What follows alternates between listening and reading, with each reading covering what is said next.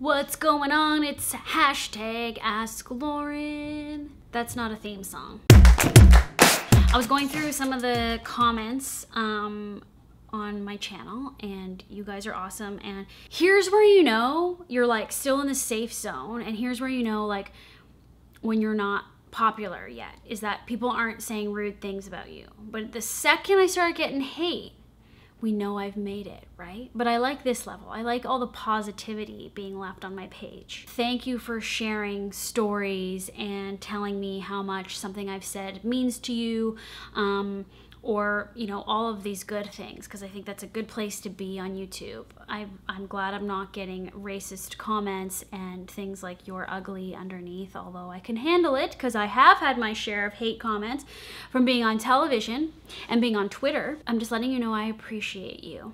And we're here today, and we're talking to my friend Nicole on YouTube. Nicole and I go way back to New Music Live. She's got a YouTube channel, Nicole P.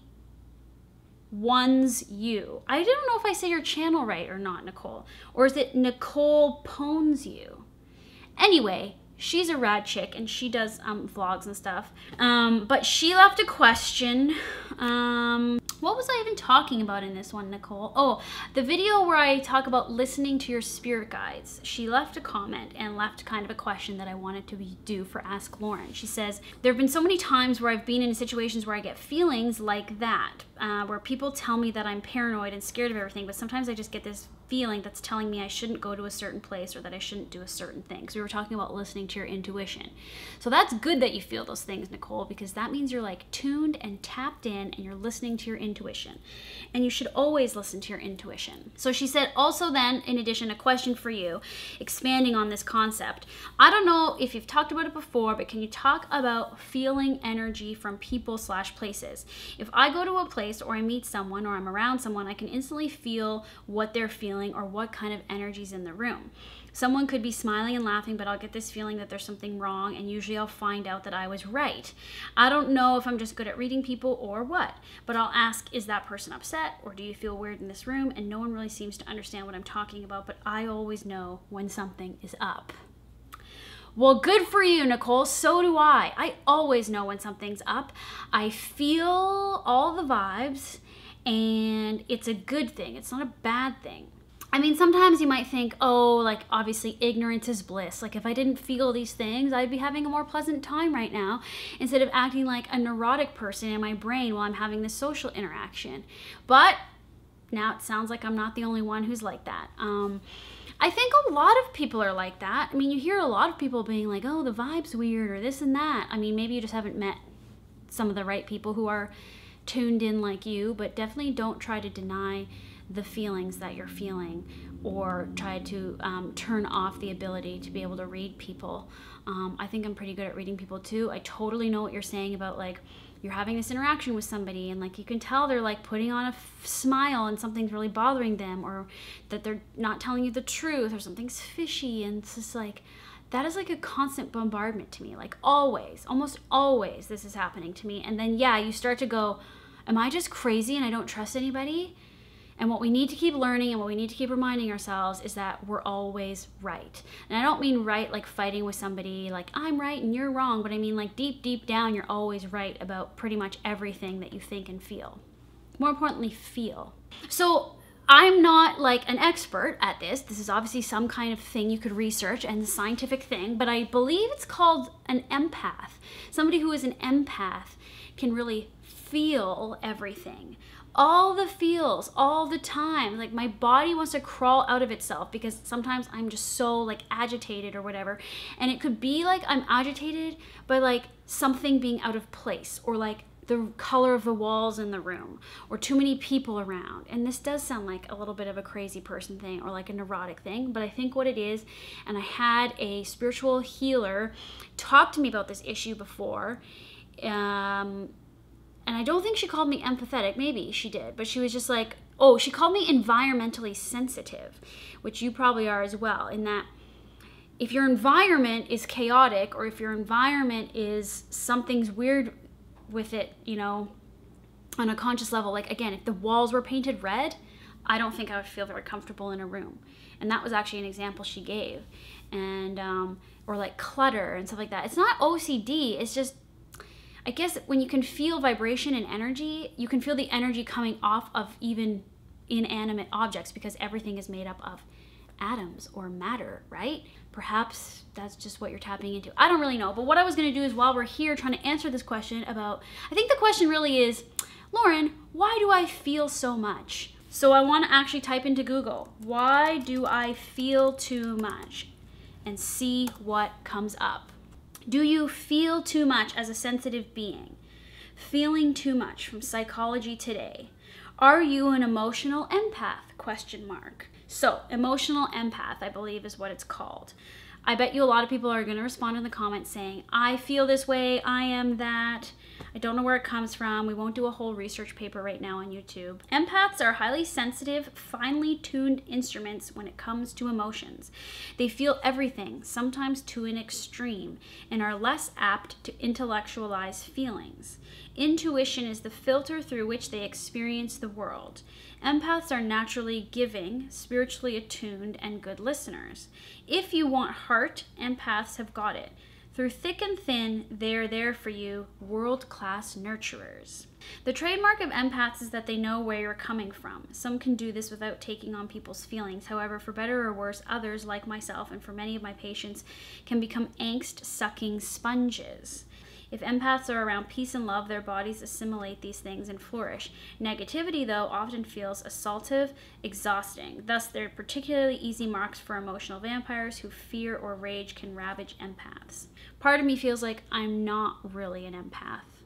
I wonder if there's another description for somebody who feels a lot of things. I am emotional, but I'm also like very like hard and rigid, and I'm not very soft. Like I'm not willing to be like, oh, I'm so, like I'm not very sensitive to people. I feel like I am a good listener and I get where you're coming from if you're telling me something, but I totally get that like soul-sucking feeling you get from talking to somebody negative. Like if I have to listen to somebody's problems, I'm just like, ugh, like I don't care.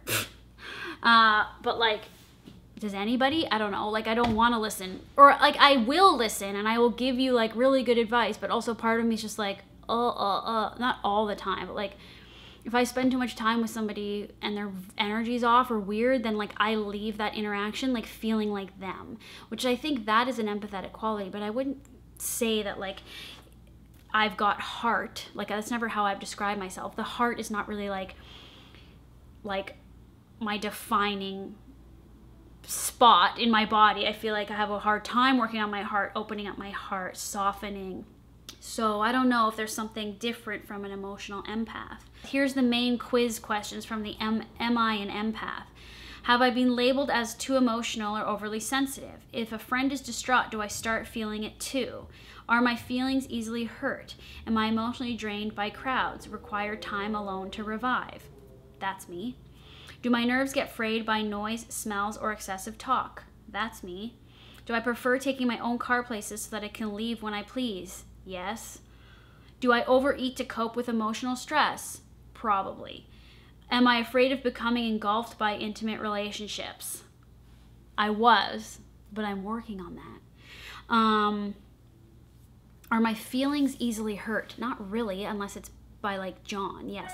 See, it's like I'm super sensitive when it comes to John or like my parents, but like anyone else, I don't care. Like I don't care what you think. Definitely don't care if people I don't know think about me. But if it's like the person that's closest to me, I'm hurt by what they say very easily, and I'm very sensitive when it comes to interactions with John, like flying off the handle, as I've mentioned before.